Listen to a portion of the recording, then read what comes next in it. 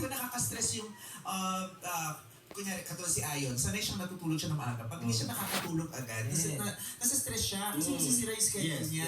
Pero sabi, ayaw mo kung di ka makatulog, huwag mo pilitin. Sabi, manood ka na lang ng TV or ano, huwag mo pilitin. Yung Sunday naman, di naman kailangan mo ano. Yung nanay ko, pag di nakakatulog, kasi dati pag di siya makatulog, nagkagalit. Sabi ko, gumawa ka ng magagawa. Kung di ka makatulog, di ka abalahin mo sarili mo. Ano ginagawa na nanay mo? Tanod.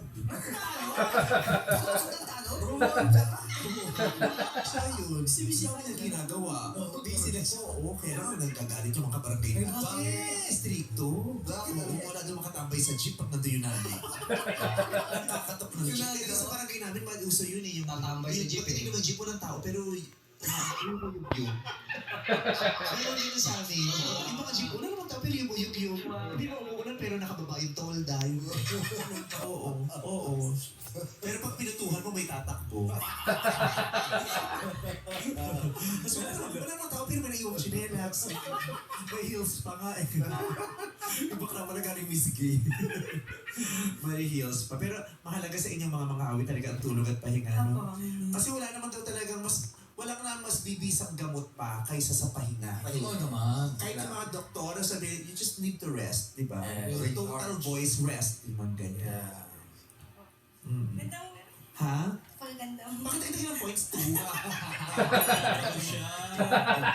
Thank you very much. Ikaw din, ang ganda-ganda mo din. Ganda-ganda. Wala ka bang ibang pupurihin?